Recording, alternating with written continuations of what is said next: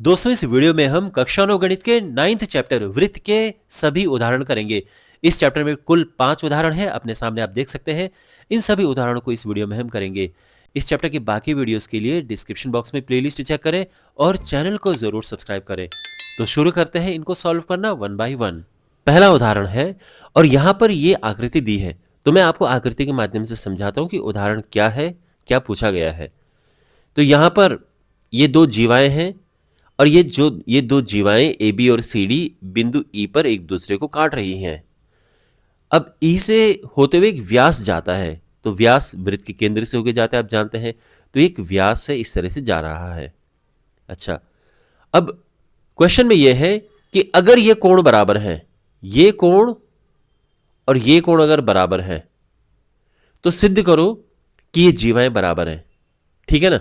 तो ये दो कोण बराबर दिए हैं और हमने सिद्ध करना है कि जीवाएं बराबर हैं।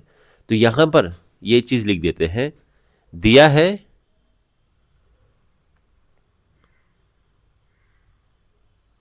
कोण ओ ई एम बराबर कोण ओ ई एल, और हमने सिद्ध करना है कि ए बी बराबर सी डी।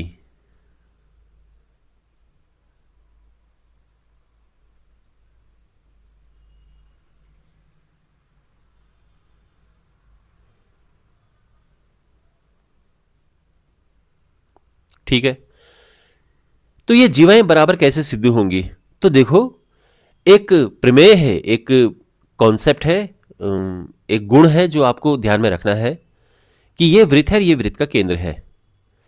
अब वृत्त के केंद्र से समान दूरी पर जितनी भी जीवाएं होंगी वो जीवाएं बराबर होंगी। तो यहां से समान दूरी पर मान लो कि ये दूरी है, ओके, यहां पर ये जीवा है। फिर इतनी ही दूरी अगर मैं इस तरफ लेता हूं और ये जीवा है, तो अगर ये दूरियां बराबर हैं तो ये जीवाएं भी बराबर होंगी। ऐसे ही अगर मैं इतनी ही दूरी ये भी लेता हूं और ये जीवा है मान लो,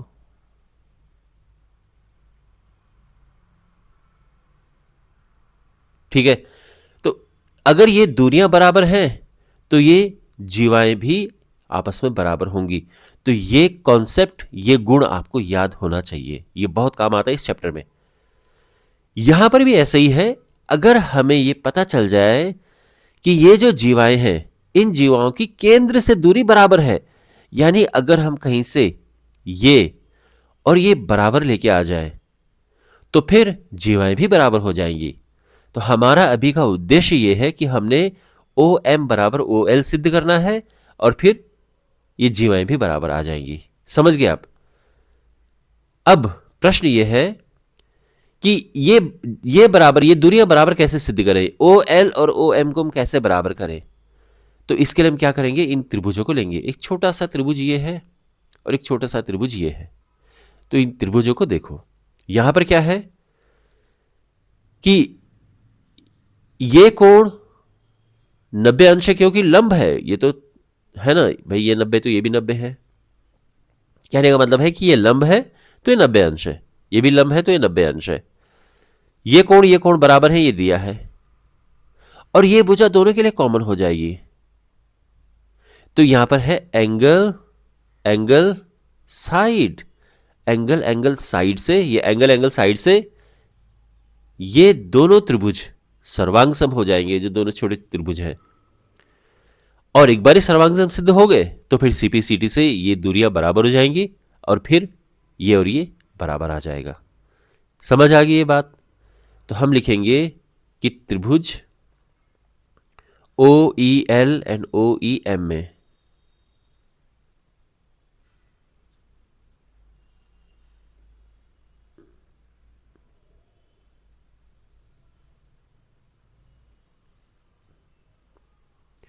इन दोनों त्रिभुजों में, अब देखो यहां पर ये कोण और ये कोण है बराबर, यानी हम ये लिख देते हैं कोण ओ एल ई बराबर है कोण ओ एम ई के। ये कोण बराबर है। क्यों बराबर है? क्योंकि ओ एल लंब है ए बी पे और ओ एम लंब है सी डी पे। तो क्योंकि लंब है तो दोनों 90-90 अंश हो गए, इसलिए दोनों बराबर हैं। इसकी जगह पे आप ये भी लिख सकते हैं कि दोनों 90 अंश हैं। ठीक है ना? चलो एक काम करते हैं, मैं पूरा ही लिख देता हूं। चूंकि ये है इसलिए दोनों 90 अंश हैं। ओके, अब ये कोण बराबर है ये, यानी कोण ओ ई एल बराबर है कोण ओ ई एम के, है ना? ये कोण बराबर है। क्यों बराबर है? क्योंकि ये क्वेश्चन में दिया है, ये कोण बराबर है, ये दिया है ओ ई एम बराबर ओ ई एल। ठीक है ना? ये बात वही है, इधर उधर लिखा है। चलिए काम करते हैं, इसको एल कर देते हैं, इसको एम कर देते हैं, बात एक ही है। यानी ये कोण बराबर है इस कोण के, और ये बराबर है, ये क्वेश्चन में दिया है। इसके बाद जो ये है ओ ई, ये दोनों के लिए कॉमन है। यहां पे कॉमन लिख सकते हैं या उभयनिष्ठ भी लिख सकते हैं। तो इसीलिए त्रिभुज ओ ई एल सर्वांग सम है त्रिभुज ओ ई एम के। तो ये दोनों त्रिभुज सर्वांग सम होंगे किस नियम से? एंगल एंगल साइड नियम से। एंगल ये एंगल एंगल साइड नियम से।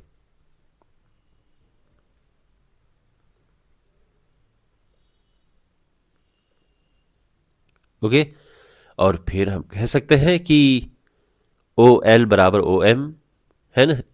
इसीलिए ओ एल बराबर ओ एम, यानी अब ये लंबवत दूरियां भी बराबर है क्योंकि ये सर्वांग सम सिद्ध हो चुके हैं। अरे क्यों बराबर है? इसके लिए हम कारण लिखते हैं सीपीसीटी। सीपीसीटी से यानी एक बार त्रिभुज सर्वांग सम सिद्ध हो जाते हैं तो उनके संगत भाग बराबर होते हैं, यही है सीपीसीटी।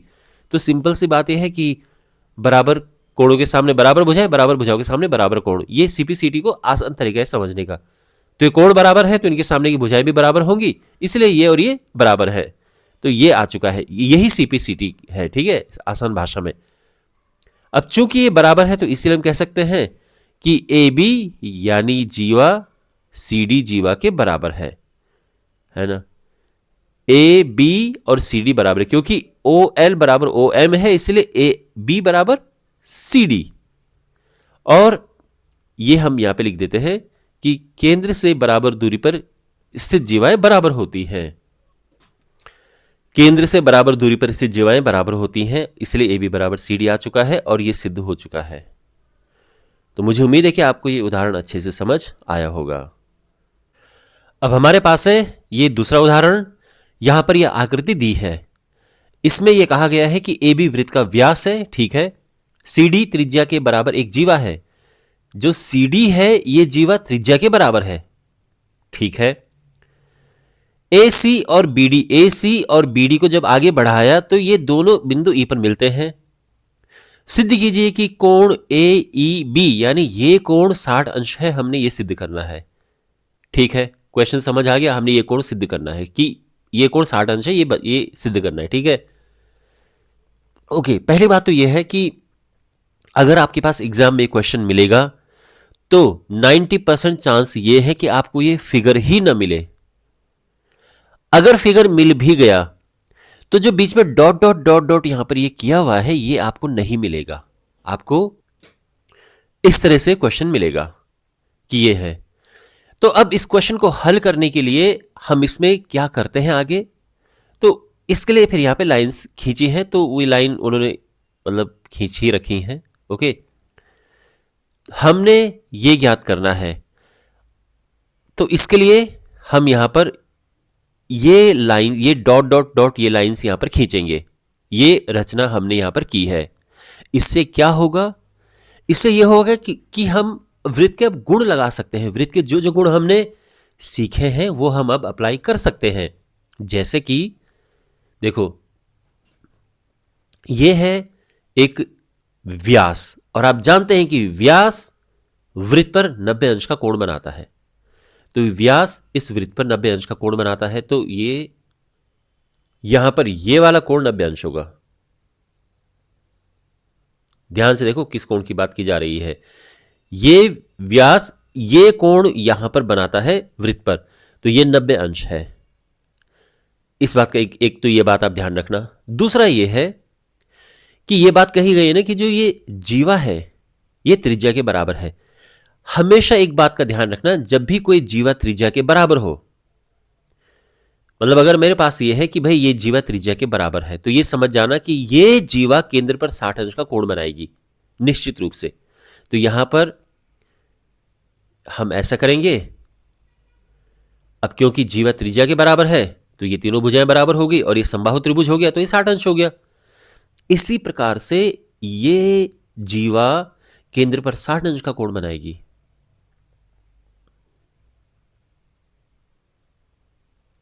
ठीक है, तो और इससे हमें क्या मिलेगा ये अभी आपको पता चल जाएगा, लेकिन ये बहुत इंपॉर्टेंट चीजें हैं जो हमको ही मिली हैं। फिर से ये जीवा वाली बात समझो, ये जीवा है केंद्र पर 60 अंश का कोण बना रही, क्योंकि देखो ये एक त्रिज्या है, ये भी त्रिज्या है, तो ये समबाहु त्रिभुज हो गया है क्योंकि ये तीनों बराबर हैं और इसीलिए ये 60 अंश का कोण है। तो ये 60 अंश है, ये 90 अंश है। ये बात आपको समझ आ गई। ये मैंने जो बताया था ना 90 अंश, कोई भी जो व्यास है ये वृत्त पर, कहीं भी वृत्त पर, चाहे ये हो 90 अंश का कोण बनाएगा, चाहे ये हो ये भी 90 अंश का कोण है, और चाहे यहां पर ये हो, तो ये और ये भी व्यास ही तो बना रहा है वृत्त पे कोण, ये भी 90 अंश होगा। तो इस तरह से, ठीक है। अब इससे, अब देखो हमारे पास ये और ये है, अब इससे क्या होगा, आप फोकस करो इस त्रिभुज पर फोकस करो, ये जिसको मैं डार्क कर रहा हूं, एक ये है,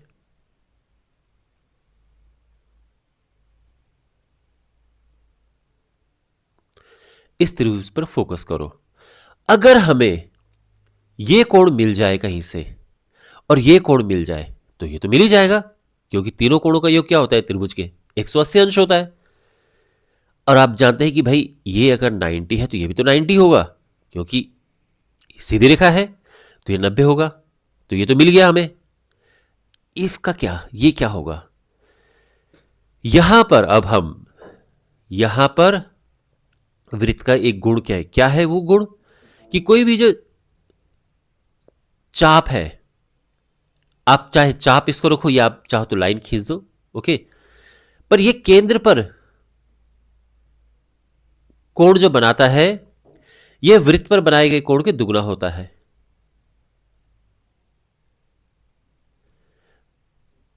तो इसका दुगना ये होता है, तो अगर ये 10 है तो ये 20 होगा, ये 30 है तो ये 60 होगा, ये 50 है तो ये 100 होगा, ठीक है ना। अगर ये 60 होगा, अब अगर उल्टा देखें हम, ये डबल है तो ये 30 होना चाहिए ना, ये 100 है तो ये 50 होना चाहिए। तो अब ये अगर 60 है तो देखो ये जो यहां पर है, ये जो सीडी, ये चाप है, या फिर आप ये जीवा समझ लो, केंद्र पर बनाता है 60 अंश का कोण, तो वृत्त पर क्या बनना चाहिए, 30 अंश का कोण, तो ये होगा इसलिए 30 अंश का कोण। और अब ये 90 है, ये 30 है, तो ये आराम से 60 आ जाएगा, क्योंकि तीनों का योग 180 अंश होता है। इस तरह से क्वेश्चन हल होगा। अब मुझे उम्मीद है कि आपको ये सब समझ आ गया होगा, और अब हम इसको प्रॉपर तरीके से लिखते हैं।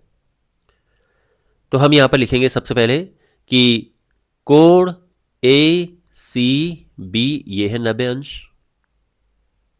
कारण कि व्यास वृत्त पर 90 अंश का कोण बनाता है, व्यास वृत्त के किसी बिंदु पर 90 अंश का कोण अंतरित करता है, तो ये 90 हो गया, ओके। इसीलिए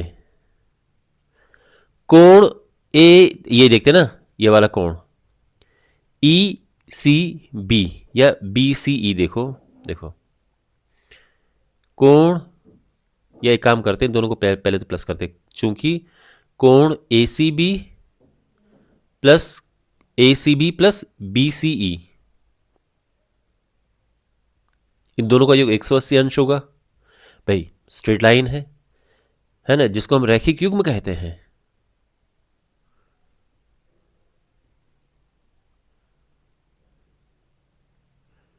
तो एक रेखा पर जब भी ऐसे दो कोण बनते हैं उनको रैखिक युग्म कहते हैं। अब यह 90 अंश है ना। कोण बी सी ई बराबर 180, तो इसीलिए कोण बी सी ई क्या हो जाएगा, 90 उधर जाएगा, माइनस होके आ जाएगा 90 अंश। तो ये हमें पता चल चुका है कि 90 अंश है। अच्छा, अब इस पर आते हैं। अब देखो, चूंकि जो सी डी जीवा है ये बराबर ओ सी बराबर ओडी, इससे क्या होगा, त्रिभुज सी ओ डी एक समबाहु त्रिभुज है।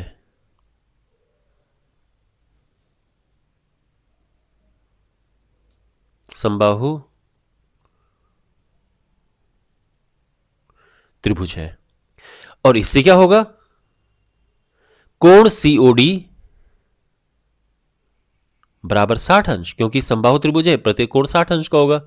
ये 60 अंश है। अब ये अगर 60 अंश है तो ये कोण, यानी इसीलिए कोण सी, अब देखो पहले लिख देते हैं कि चूंकि कोण सी ओ डी, देखो चूंकि ये कोण इसका दुगना है, दुगना है किसके, कोण सीबीडी के। और ऐसा क्यों है, किसी चाप द्वारा केंद्र पर बना कोण वृत्त पर बने कोण के दुगना होता है। किसी चाप द्वारा केंद्र पर अंतरित कोण, किसी चाप द्वारा केंद्र पर अंतरित कोण वृत्त के किसी बिंदु पर अंतरित कोण के दुगना होता है। यह बात समझ आ गई। तो यहां पर आ जाएगा, इसीलिए कोण सीबीडी बराबर हाफ, यानी ये हाफ हो जाएगा ना नीचे आके सीओडी के, यानी सीओडी तो हमारे पास 60 है, तो ये आ जाएगा 30 अंश। ठीक, तो ये 90 अंश है, ये 30 अंश है। तो अब इस त्रिभुज की बात करते हैं, त्रिभुज बीसीई में। अब त्रिभुज बीसीई में, अब इसमें क्या है, तो इसमें कौन कौन से कोण हैं, एक तो है कोण बीसीई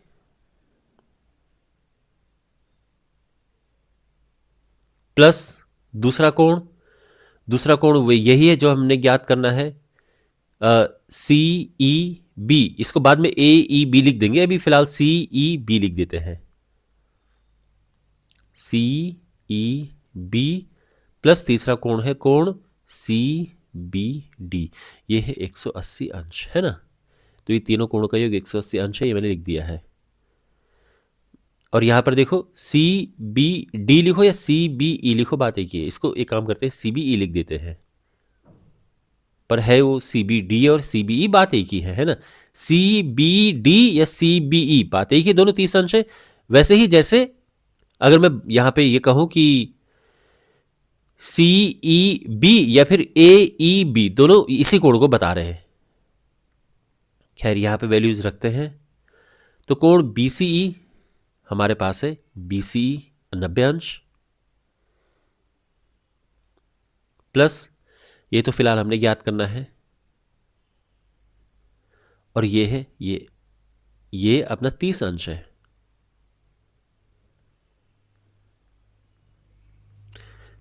पे लिख देते हैं कोण ये सीबीई, ये वही है जो सीबीडी है, दोनों ही क्या है, मतलब 30 अंश है, एक ही कोण की तो बात की है। सी बी ई या सी बी डी, ये देखो दोनों इसी कोण को बता रहे हैं, दोनों ये 30 अंश है, ठीक है। इसको प्लस करेंगे 120 आएगा, तो कोण सी ई बी प्लस 120 बराबर 180 अंश। इसीलिए ये कोण सी ई बी ये हो जाएगा 180 माइनस 120 यानी 60 अंश। ओके, तो हमारे पास क्या था, क्या क्या पूछा गया था, ए ई बी। तो इसीलिए ए ई बी, अब ये ए ई बी किसके बराबर है, ये सी ई बी, बात एक ही है, ये 60 अंश आ जाएगा और ये हमारा आंसर है। ए E B C E B, बात वही है ना। देखो ए ई बी इस कोण को बता रहा है, सी ई बी भी यही कोण है, तो बेसिकली बात एक ही हो। तो ये हमारा आंसर आ चुका है। मुझे उम्मीद है कि आपको ये सोल्यूशन अच्छे से समझ आया होगा। अब हमारे पास है उदाहरण नंबर 3। यहां पर ये आकृति दी है, इसमें ए बी सी डी एक चक्रीय चतुर्भुज है। चक्रीय चतुर्भुज क्या होता है, एक ऐसा चतुर्भुज जिसके चारों शीर्ष वृत्त से टच हो रखे हो। तो यहाँ पे ए बी सी डी चारों वृत्त से टच है, तो ये चक्रीय चतुर्भुज है। ए सी और बी डी विकर्ण है, ये आप देख सकते हैं। यदि कोण डी बी सी ये है 55 अंश,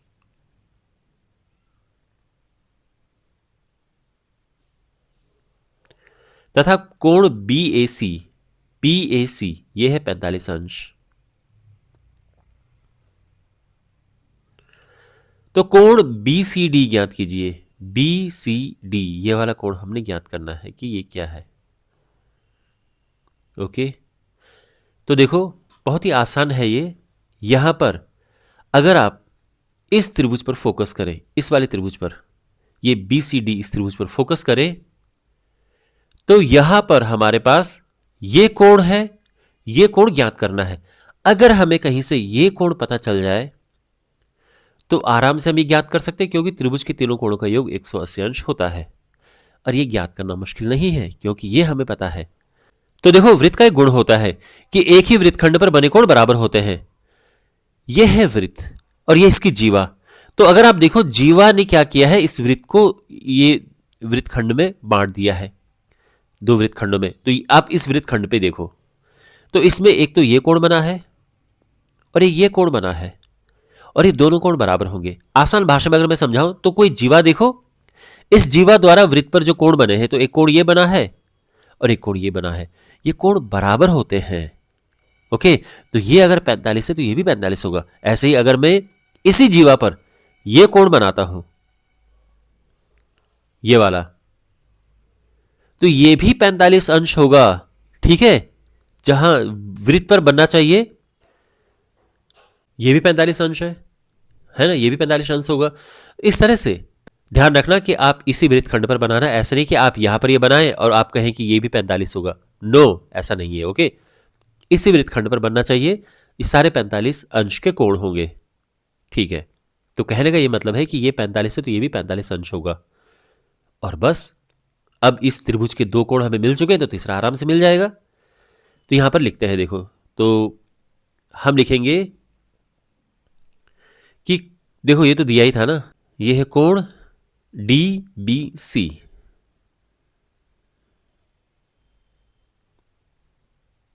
ये है 45 अंश। ओके, अब कोण इसकी बात करते हैं, कोण बी डी सी।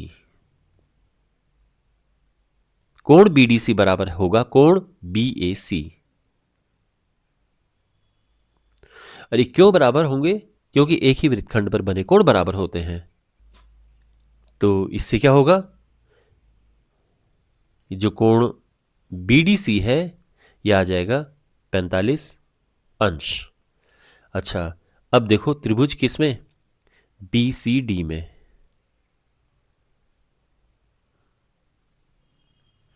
यहां पर ये कोण प्लस ये कोण प्लस ये कोण, कोण डी बी सी प्लस कोण चलो इसको लिखते हैं पहले, बी डी सी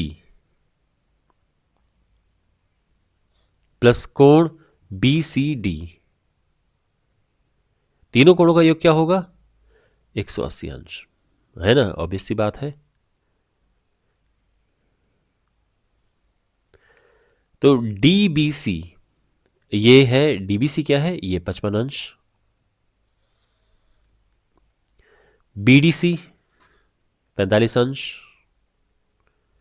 ये हमने ज्ञात करना है।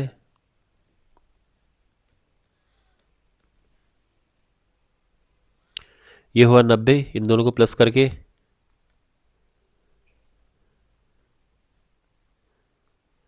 ओके।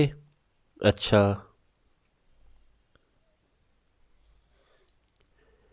तो कोण बी सी डी ये आ जाएगा 180 माइनस 90 अंश, यानी 90 अंश। ओके, और ये हमारा आंसर आ चुका है। तो मुझे उम्मीद है कि आपको ये उदाहरण भी अच्छे से समझ आया होगा। अब हमारे पास है ये चौथा उदाहरण। यहां पर आप देख सकते हैं दो वृत्त एक दूसरे को ए और बी बिंदु पर काट रहे हैं, और हमने यह सिद्ध करना है कि जो बी है ये इस रेखाखंड पर स्थित है। ये जो सी डी रेखाखंड है इस पर ये स्थित है, हमने सिद्ध करना है। और यहां पर ये ध्यान रखना कि ए डी और ए सी इस वृत्त के व्यास हैं। ये व्यास है और ये व्यास है, इंपॉर्टेंट बात है ये। ठीक है, हमने यह सिद्ध करना है कि जो बिंदु B है ये इस रेखाखंड पर स्थित है। देखो, कभी भी अगर ये सिद्ध करना हो ना कि ये बिंदु इस रेखाखंड पर स्थित है, मान लो कि AB है, और आपने यह सिद्ध करना है कि जो P कोई बिंदु है ये इस रेखाखंड पर है, तो बस आपको यह काम करना है कि इसको 180 अंश सिद्ध कर देना है कि कोण ए पी बी बराबर 180 अंश। क्योंकि अगर 180 अंश होगा यानी ये तीनों एक ही रेखा पर स्थित है। ये ऐसा ही यहां पर ये जो बी बिंदु है ये इस डीसी पर स्थित होगा अगर कोण ये क्या कोण डी बी सी अगर ये 180 अंश होगा तो फिर क्या, यानी बिंदु बी इस पर स्थित है। क्योंकि अगर ये बिंदु ऊपर नीचे कहीं भी होगा तो फिर ये कोण 180 अंश नहीं होगा। मान लो कि ये बिंदु में पी की जो बात कर रहा था अगर यहां पर है मान लो, तो फिर क्या आपको लगता है कि ये कोण 180 अंश हो पाएगा? बिल्कुल नहीं होगा फिर ये 180 अंश। तो 180 अंश होने के लिए बिंदु को उस लाइन के उस रेखाखंड के ऊपर ही होना होता है। तो कहने का यह मतलब है कि हमने यह सिद्ध करना है कि कोण डीबीसी 180 अंश है। ओके, तो यहां पर लिख देते हैं सिद्ध करना है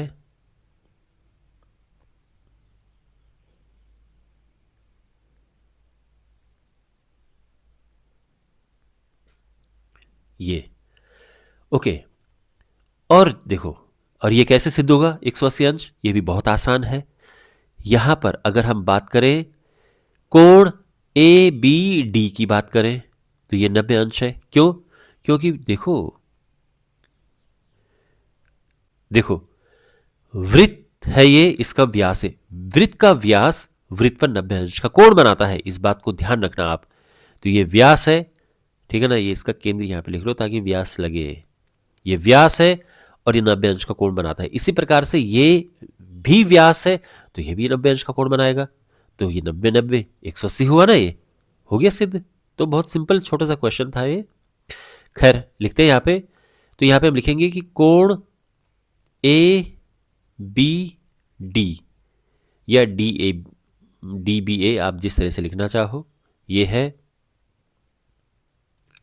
90 अंश। कारण क्या लिखेंगे कि व्यास वृत्त के किसी बिंदु पर समकोण बनाता है या 90 अंश का कोण बनाता है।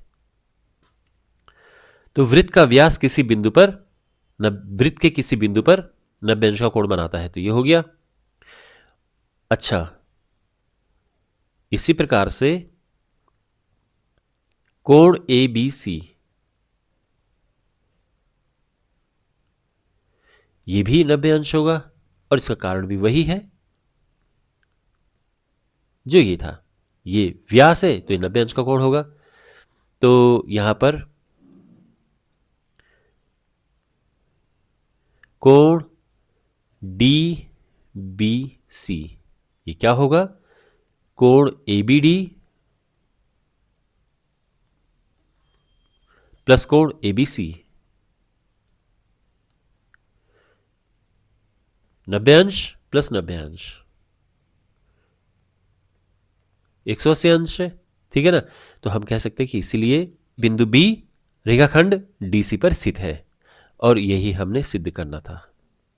तो मुझे उम्मीद है कि आपको ये अच्छे से समझ आ गया होगा। और अब हमारे पास है पांचवा उदाहरण।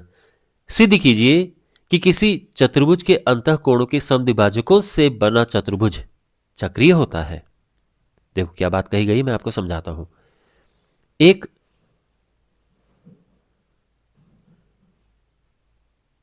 एक चतुर्भुज है, ठीक है, इसके अंतःकोणों के समद्विभाजक, अंतःकोण ये है, इनके समद्विभाजक जो बीचों बीच से ऐसे जाते हैं, तो देखो इनके समद्विभाजक बनाते हैं, तो ये है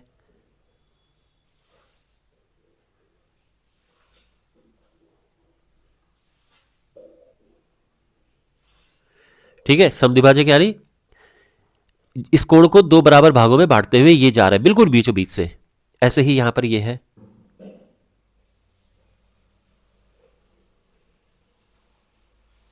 तो ये आकृति बनी है।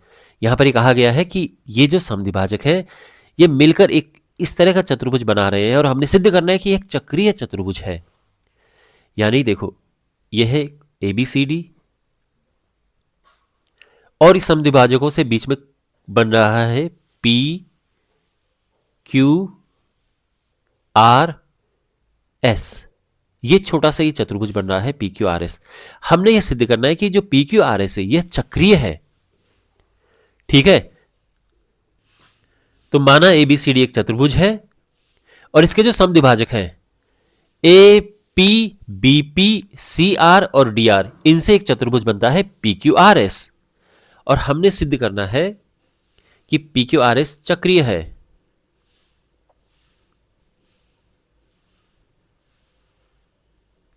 सिद्ध करना है कि PQRS चक्रीय है।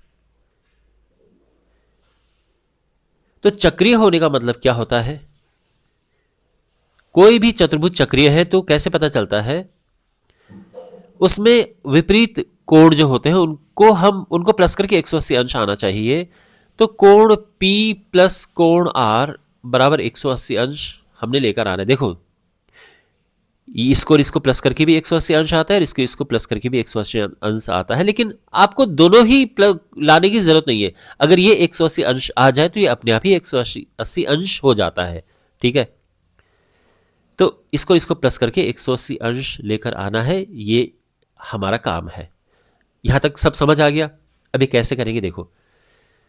तो यहां पर त्रिभुज APB में देखो APB में इसमें ये कोण क्या है? कोण PAB। ये कोण है इसका आधा, कोण A का आधा, कोण A का आधा, ठीक है। ये कोण क्या है? कोण PBA। यह है कोण B का आधा, क्योंकि समद्विभाजक है ये, तो ये कोण इस पूरे का आधा हो गया और ये भी इस कोण का आधा हो गया। तो इसीलिए अब देखो, अब कोण PAB प्लस कोण PBA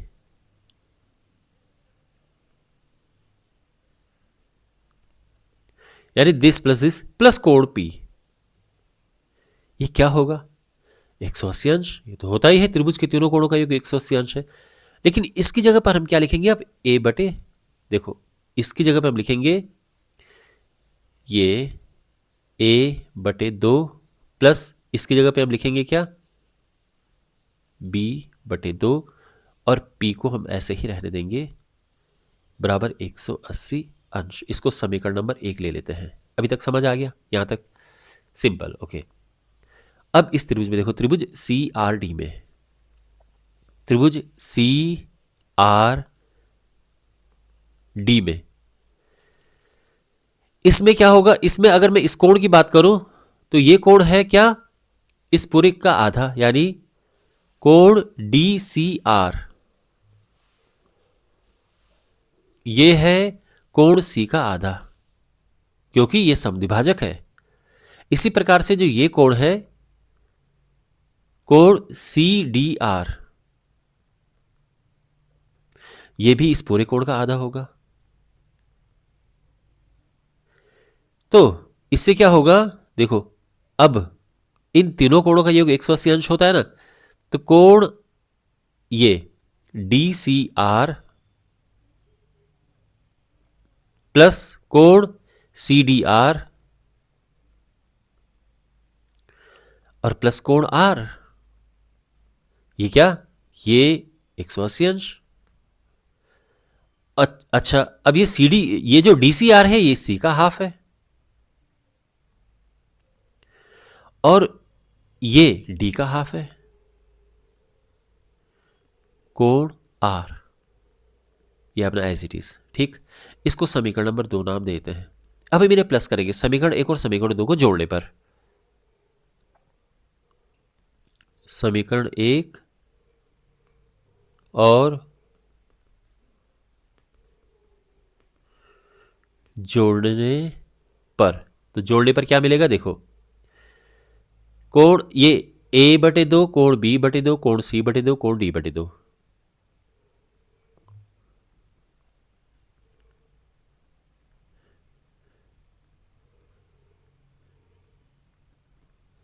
प्लस कोण P प्लस कोण R, ये होगा 180 प्लस 180, और 180 प्लस 180 क्या, 360 अंश, है ना। तो बेसिकली ये भी लिखने की जरूरत नहीं है, सीधा 360 लिख सकते हैं हम। अब यहां 2 सबके नीचे है तो उसको लिख देते हैं अलग से, और ये हो गया कोण A प्लस कोण B, मतलब इनका जो एलसीएम होता है वो लिख दिया मैंने, प्लस कोण C प्लस कोण D, P प्लस R, ठीक।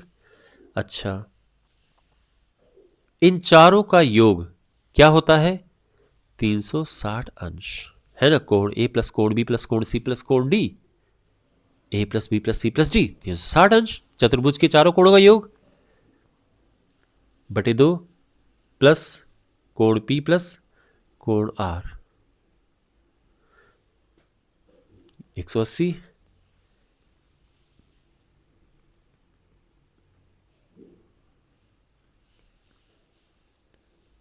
तो कोण P प्लस कोण R ये हो जाएगा 180, उधर जाएगा माइनस होके, तो ये 180 अंश आ जाएगा। आ गया ना, कोण P प्लस कोण R 180 अंश। यानी हम कह सकते हैं, अर्थात PQRS चक्रीय है।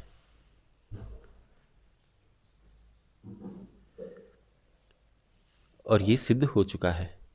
मुझे उम्मीद है कि आपको ये सॉल्यूशन भी अच्छे से समझ आया होगा। इस चैप्टर में यही 5 उदाहरण थे, और ये 5 उदाहरण हम कर चुके हैं। कमेंट बॉक्स में आप जरूर लिखिए कि आपको ये वीडियो कैसा लगा। अपने दोस्तों के साथ ये वीडियो जरूर शेयर कीजिए, चैनल को सब्सक्राइब करें, और इस चैप्टर के बाकी वीडियोस के लिए अपने सामने जो प्लेलिस्ट आप देख रहे हैं उस पर क्लिक करें। मिलते हैं अगले वीडियो में, टेक केयर।